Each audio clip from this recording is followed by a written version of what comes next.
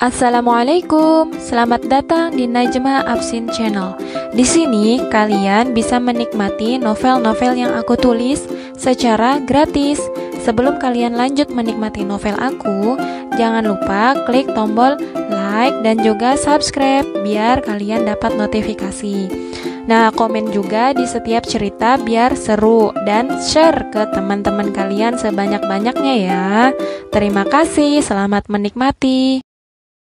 Dinikahi dosen part 45. Kak, kamu tega sama aku. Suara seseorang menggema. Ada nada marah di dalamnya. Alvin yang mendengar itu segera menjauh dari Amel. Pasalnya, demi membuktikan pada Ramdan kalau hubungan ia dan Amel layaknya suami istri, ia mencium pipi istrinya. Toh tidak masalah bukan? Iin, lirih Alvin yang masih bisa didengar Amel. Tatapan mereka bersirobok sebentar saat Alvin lihat wajah Amel memerah, entah karena malu atau apa. Wati langsung pergi dari toko Amel. Dadanya ia tepuk-tepuk dengan keras untuk menutupi betapa sakit hatinya melihat kekasihnya mencium wanita lain.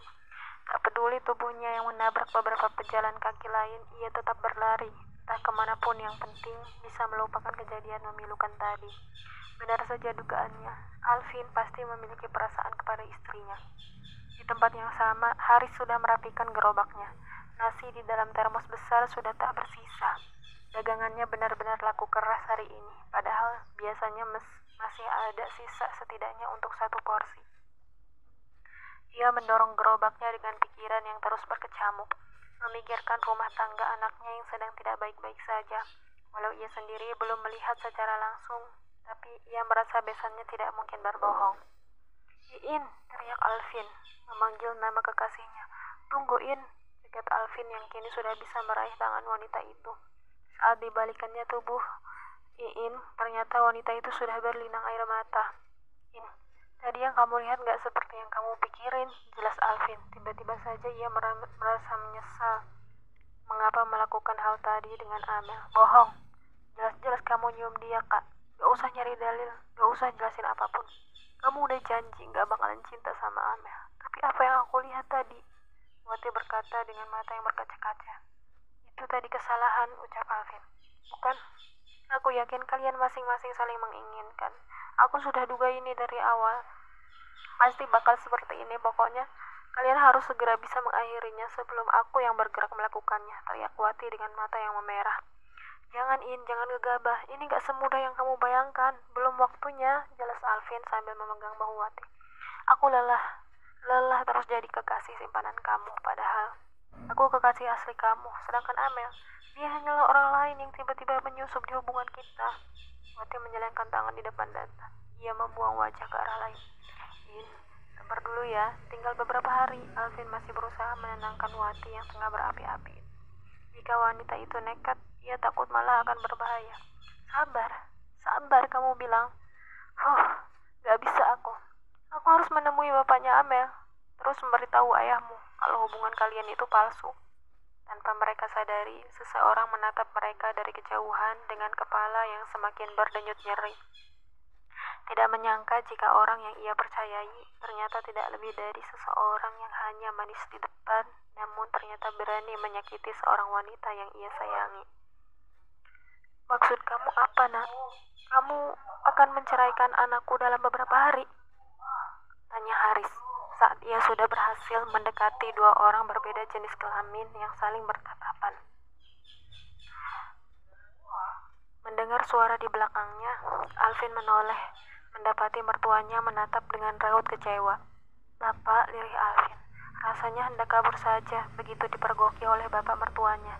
Ia melepas tangannya yang mencekal bahu Wati, sedangkan kekasihnya itu masih sesegukan.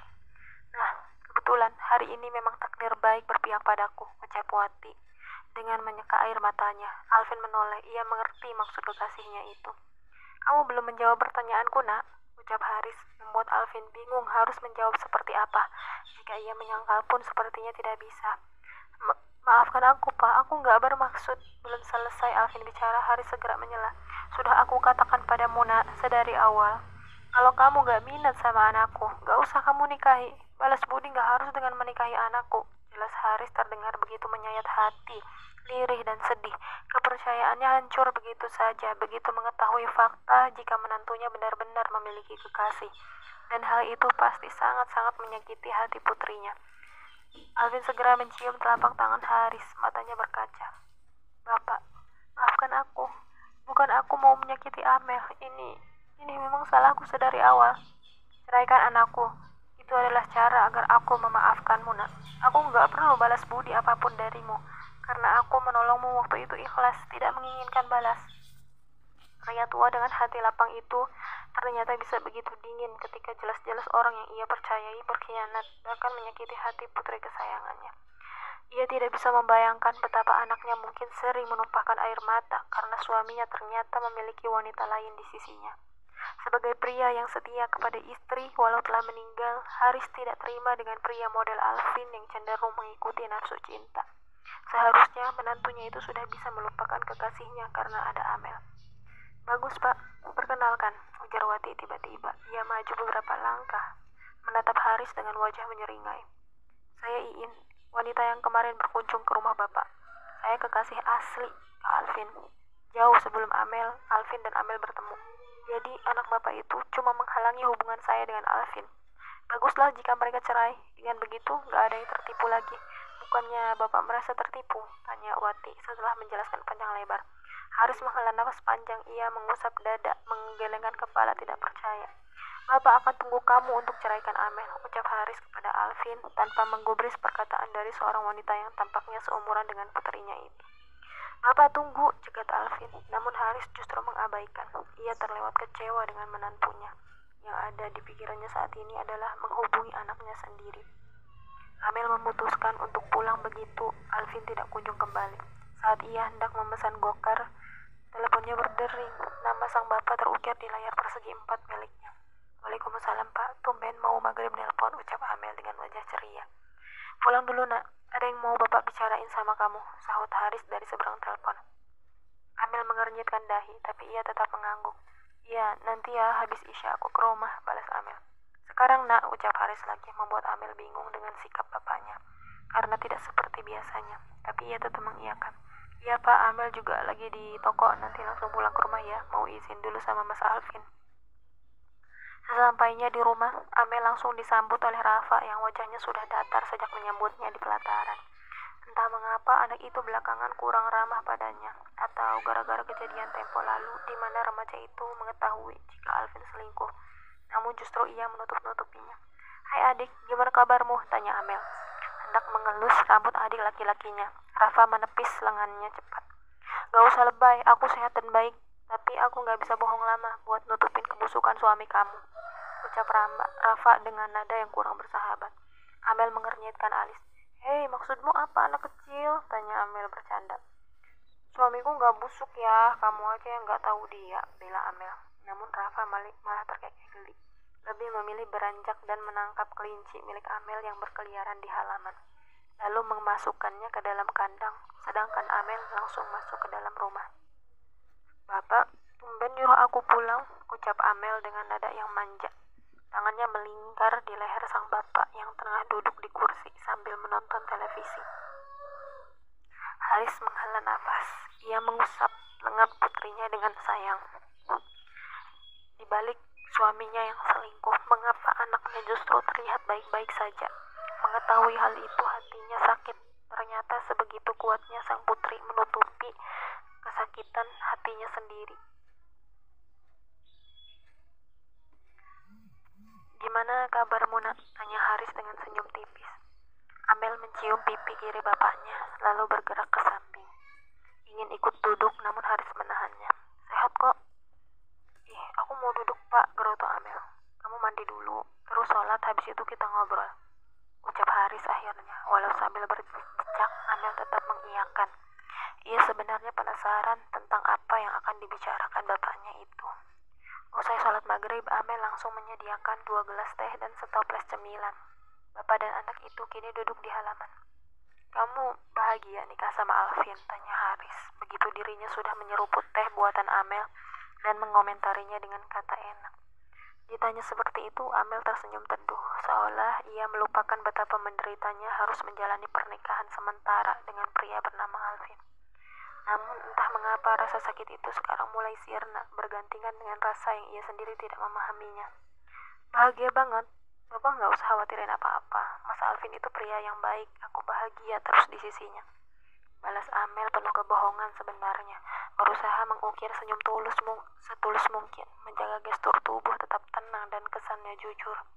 Kamu nyembunyiin sesuatu dari Bapak? Tanya Haris membuat Amel langsung tersedak saat meminum tehnya. Nyembunyiin apa, Pak? Tanya Amel balik. Entah mengapa kali ini pertanyaan itu membuatnya tidak enak. Kenapa bisa bapaknya bertanya begitu? Apa selama ini bapak menduga dirinya telah menyembunyikan sesuatu?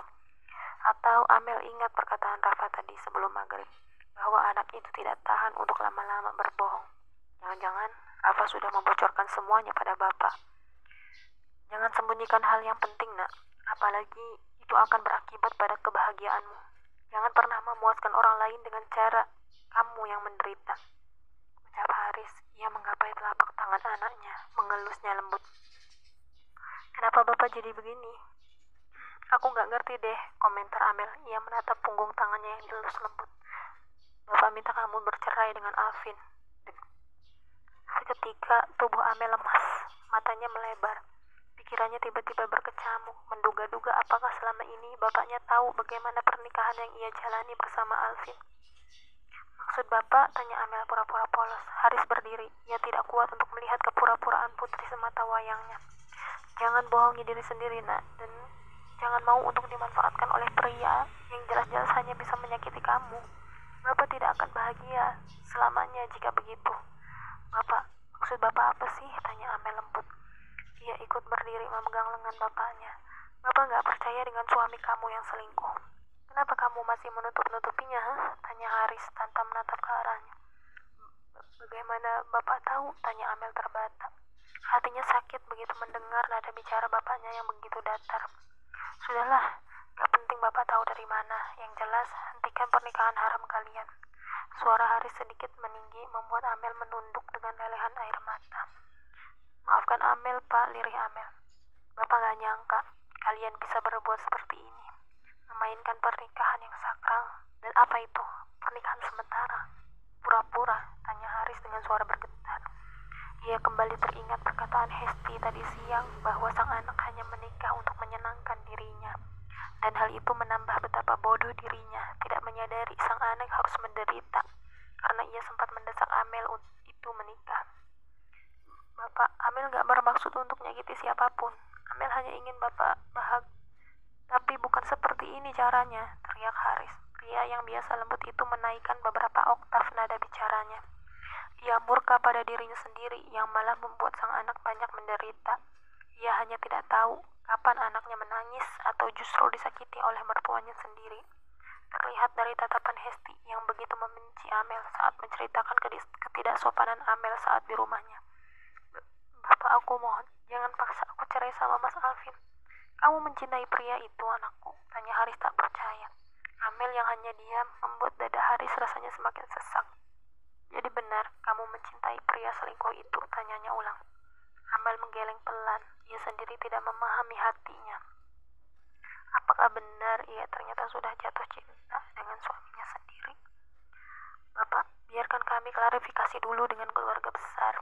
Kita jangan putuskan sepihak dulu, Pak. Kita harus cari solusi untuk ini, jelas Amel. Bapak minta kamu cerai pokoknya. Malam ini jangan balik ke rumah mertuamu, ucap Haris dan berlalu meninggalkan Amel yang hanya bisa sesegukan di luar. Baru kali ini ia melihat bapaknya begitu marah. Ia sadar telah menipu banyak orang termasuk bapaknya sendiri dan kini ia bingung harus melakukan apa. Amel segera masuk ke dalam rumah. Ia mengetuk pintu kamar Rafa. Ini pasti ulah adiknya yang ember. Rafa, sentak Amel menatap tajam adiknya yang tengah menatap layar ponsel. Buang dulu HP kamu itu. Amel langsung merebut benda persegi 4 itu dari tangan sang adik, membuat Rafa jelas-jelas kesal. Ih, kenapa sih? Gak cukup ganggu hidup aku sama kebohongan kamu. Kesal Rafa. Kamu yang bilang ke bapak kalau abangmu punya pacar, tuduh Amel. Rafa tertawa. Oh, nuduh aku? Mana aku tahu? Rafa mengangkat bahu. Dek, waktu itu kan kakak udah bilang, minta tolong buat jaga rahasia ini. Nanti ada saatnya kakak dan abangmu ngasih tahu semuanya. Kenapa kamu malah ember? Jelas Amel sambil mondar-mandir. Bukan aku, gak swear. Aku gak bilang siapapun. Walau aku kesal karena pria itu berani menyakitimu, jelas Rafa. Astaga, Amel menyugar rambut. Terus dari mana bapak tahu? Tanyanya pada diri sendiri. Tapi bentar, bapaknya tahu dari mana jika pernikahannya dengan Alvin hanya sementara, sedangkan Rafa hanya tahu jika Alvin selingkuh. Amel tiba-tiba langsung membayangkan wajah seseorang, mungkinkah ibu mertuanya. Beraninya wanita itu memberitahu bapaknya tentang ini. Ia harus segera pulang ke rumah mertuanya, sekalian memberi pelajaran. Di perjalanan, Alvin mendadak gusar. Ia baru saja membaca pesan dari istrinya bahwa wanita itu akan pergi ke rumah orang tuanya. Ia takut jika bapak mertuanya malah menahan sang anak agar tidak bertemu dengannya. Atau paling parahnya menyuruh ia menceraikan Amel saat itu juga. Saat dirinya sudah sampai di rumah, ia tidak melihat siapa-siapa di pelataran rumah. Segera saja ia mengetuk pintu. Namun, Rafa yang mendengar dan sudah tahu bahwa yang datang adalah kakak iparnya, ia abaikan saja. Bapak, ini Alvin, buka pintunya tolong, teriak Alvin dari luar. Ternyata tanpa ia ketahui, Haris memang sedang tidak berada di rumah, memilih ke masjid untuk menenangkan dirinya. Hanya ada adik ipar yang sengaja menulikan pendengaran.